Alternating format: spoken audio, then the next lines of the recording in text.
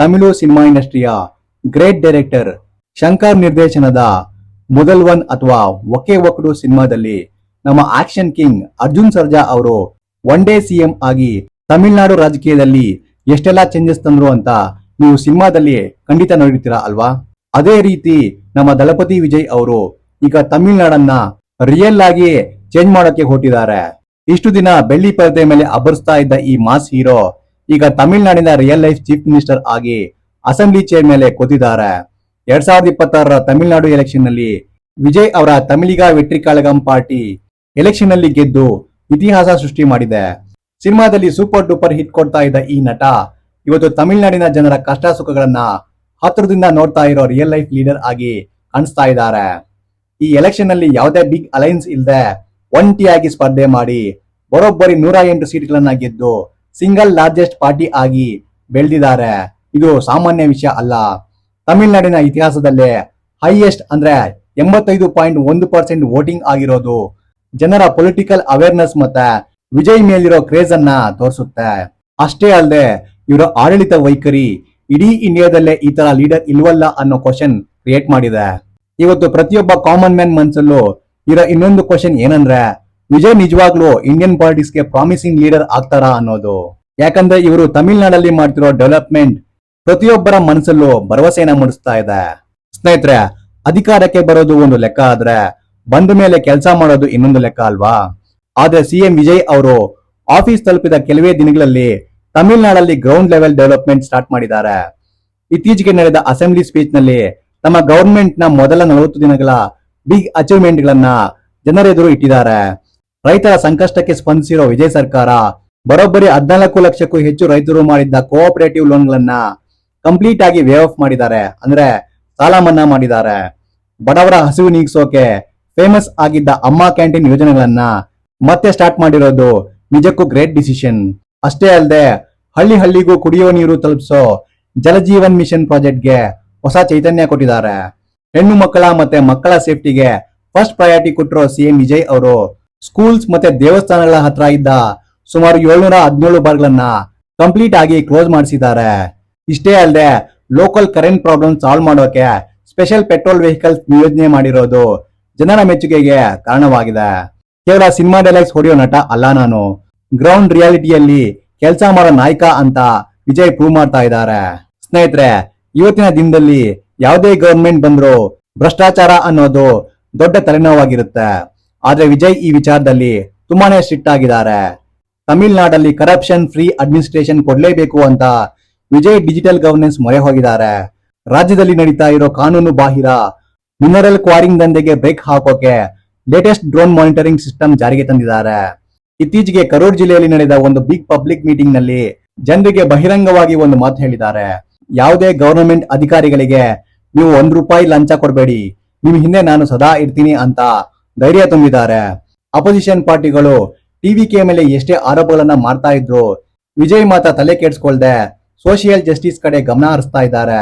ಇನ್ನು ಈ ಹಿಂದೆ ನಡೆದ ಕರೂರ್ ರೋಡ್ ಶೋ ಸ್ಟಾಂಪೇಡ್ ಇನ್ಸಿಡೆಂಟ್ ನಲ್ಲಿ ಮೃತಪಟ್ಟವರ ಫ್ಯಾಮಿಲಿಗಳಿಗೆ ಗವರ್ನಮೆಂಟ್ ಜಾಬ್ ಆರ್ಡರ್ಸ್ ತಲುಪಿಸಿ ಮಾನವೀಯತೆಯನ್ನ ಮೆರೆದಿದ್ದಾರೆ. ಕರಪ್ಷನ್ ಅನ್ನೋ ಮಾರಿಗೆ ಡಿಜಿಟಲ್ ಟೆಕ್ನಾಲಜಿ ಮೂಲಕ ಫೈಟ್ ಮಾಡ್ತಾ ಇರೋದು ಯುವಜನತೆಗೆ ತುಂಬಾ ಇಂಪ್ರೆಸ್ ಮಾಡ್ತಾ ಇದೆ. ಸ್ನೇಹಿತರೆ, ಶಿಕ್ಷಣ ಮತ್ತೆ ಭಾಷೆಯ ವಿಷಯಕ್ಕೆ ಬಂದ್ರೆ ತಮಿಳುನಾಡು ಯಾವತ್ತು ತುಂಬಾ ಸೆನ್ಸಿಟಿವ್ ಆಗಿರುತ್ತೆ. ವಿಜಯ್ ಕೂಡ ಅದನ್ನೇ ಫಾಲೋ ಮಾಡ್ತಾ ಇದ್ದಾರೆ. ತಮ್ಮ ಸ್ಟೇಟ್ ನ ಟ್ರೆಡಿಷನಲ್ 2 ಲ್ಯಾಂಗ್ವೇಜ್ ಪಾಲಿಸಿಯನ್ನೇ ಮುಂದುವರಿಸಿಕೊಂಡು ಹೋಗ್ತೀವಿ ಅಂತ ಅಸೆಂಬ್ಲಿಯಲ್ಲಿ ಸ್ಪಷ್ಟಪಡಿಸಿದ್ದಾರೆ. ಇನ್ನು ನೀಟ್ ಎಕ್ಸಾಮ್ ಕಾಂಟ್ರವರ್ಸಿಗಳ ನಡುವೆ ತಮಿಳುನಾಡು ಬಡ ವಿದ್ಯಾರ್ಥಿಗಳಿಗೆ ಅನ್ಯಾಯ ಆಗ್ಬಾರ್ದು ಅಂತ 12ನೇ ಕ್ಲಾಸ್ ಮಾರ್ಕ್ಸ್ ಆಧಾರದ ಮೇಲೆ ಮೆಡಿಕಲ್ ಅಡ್ಮಿಷನ್ ಕೊಡಬೇಕು ಅಂತ ಸ್ಟ್ರಾಂಗ್ ಆಗಿ ಡಿಮ್ಯಾಂಡ್ ಮಾಡಿದ್ದಾರೆ. ಬಡ ಹೆಣ್ಣು ಮಕ್ಕಳ ಮದುವೆಗೆ ಗೋಲ್ಡ್ ಮತ್ತೆ ಸಿಲ್ಕ್ ಸೀರೆ ಕೊಡೋ ಯೋಜನೆ, ನ್ಯೂ ಬಾರ್ನ್ ಬೇಬೀಸ್ಗೆ ವೆಲ್ಕಮ್ ಕಿಟ್ ಕೊಡುವಂತಹ ವುಮೆನ್ ಸೆಂಟ್ರಿಕ್ ಪಾಲಿಸಿಗಳನ್ನ ಅನೌನ್ಸ್ ಮಾಡಿದ್ದಾರೆ. ಕೇವಲ ಪಾಪ್ಯುಲರ್ ಸ್ಕೀಮ್ಸ್ ಮಾತ್ರ ಅಲ್ಲದೆ ಲಾಂಗ್ ಟರ್ಮ್ ಎಜುಕೇಶನ್ ಮಾಡರ್ನೈಸೇಷನ್ ಮತ್ತೆ ಎಂಪ್ಲಾಯ್ಮೆಂಟ್ ಮಿಷನ್ ಮೂಲಕ ಯುವಕರಿಗೆ ಜಾಬ್ಸ್ ಕ್ರಿಯೇಟ್ ಮಾಡೋ ಬಿಗ್ ಪ್ಲಾನ್ ಇಟ್ಕೊಂಡಿದ್ದಾರೆ. ಕ್ಯಾಸ್ಟ್ ಮತ್ತೆ religion based vote bank politics break ಮಾಡಿ ಐಡಿಯಾಲಜಿಯನ್ನ ಫಾಲೋ ಮಾಡ್ತಾ ಇದ್ದಾರೆ.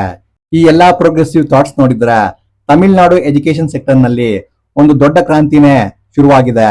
ಸ್ನೇಹಿತರೆ, ಸಿಎಂ ವಿಜಯ್ ಅವರು ಕೇವಲ ಬೇಸಿಕ್ ನೀಡ್ಸ್ ಮಾತ್ರ ಅಲ್ಲದೆ ಇಡೀ ಸ್ಟೇಟ್ ನ ಎಕನಾಮಿಕ್ ಗ್ರೋತ್ ಮತ್ತೆ ಯೂತ್ ಎಂಪವರ್ಮೆಂಟ್ ಗೆ ತುಂಬಾ ಪ್ರಾಮಿಸಿಂಗ್ ಆದ ಮತ್ತೆ ಇಂಟ್ರೆಸ್ಟಿಂಗ್ ಆದ ಡೆವಲಪ್ಮೆಂಟ್ ಪ್ರೋಗ್ರಾಮ್ಸ್ ಗಳನ್ನ ಲಾಂಚ್ ಮಾಡಿದ್ದಾರೆ. ಇದರಲ್ಲಿ ಫಸ್ಟ್ ಅಂಡ್ ಫಾರ್ಮೋಸ್ಟ್ ಅಂದ್ರೆ ತಮಿಳುನಾಡನ್ನ ಬರೋಬ್ಬರಿ 1.5 ಟ್ರಿಲಿಯನ್ ಎಕನಾಮಿ ಮಾಡಬೇಕು ಅನ್ನೋ ಬಿಗ್ ವಿಷನ್ ಇಟ್ಕೊಂಡು ಅದಕ್ಕಾಗಿ artificial intelligence driven development plan ಜಾರಿಗೆ ತಂದಿದ್ದಾರೆ. ಇನ್ನು ಯುವ ಜನತೆಗೆ ಜಾಬ್ಸ್ ಕ್ರಿಯೇಟ್ ಮಾಡೋಕೆ ಸ್ಪೆಷಲ್ ಎಂಪ್ಲಾಯ್ಮೆಂಟ್ ಮಿಷನ್ ಮತ್ತೆ ಒಂದು ಪ್ರಾಪರ್ ಆದ ಸೆಟ್ ರಿಕ್ರೂಟ್ಮೆಂಟ್ ಕ್ಯಾಲೆಂಡರ್ ರೆಡಿ ಮಾಡಿದ್ದಾರೆ. ಅಷ್ಟೇ ಅಲ್ಲದೆ ಯೂತ್ ಸ್ವಂತ ಬಿಸ್ನೆಸ್ ಸ್ಟಾರ್ಟ್ ಮಾಡೋಕೆ ಈಸಿ ಸ್ಟಾರ್ಟ್ಅಪ್ ಲೋನ್ಸ್ ಮತ್ತೆ ಇಂಟರ್ನ್ಶಿಪ್ ಮಾಡೋರಿಗೆ ಸ್ಟೇ ಫಂಡ್ ಕೊಡುವಂತಹ ಸೂಪರ್ ಪ್ರೋಗ್ರಾಮ್ಸ್ ಅನ್ನ ಅನೌನ್ಸ್ ಮಾಡಿದ್ದಾರೆ. ಇನ್ನು ಎಂಟರ್ಟೈನ್ಮೆಂಟ್ ಇಂಡಸ್ಟ್ರಿಯಲ್ಲಿ ಕಷ್ಟದಲ್ಲಿರೋ ಮಹಿಳಾ ಕಲಾವಿದರಿಗಾಗಿ ಆರ್ಟಿಸ್ಟ್ ವುಮೆನ್ ರೈಟ್ಸ್ ಫಂಡ್ ಅನ್ನೋ ಸ್ಪೆಷಲ್ ಫೈನಾನ್ಷಿಯಲ್ ಅಸಿಸ್ಟೆನ್ಸ್ ಸ್ಕೀಮ್ ಕೂಡ ಲಾಂಚ್ ಮಾಡಿದ್ದಾರೆ.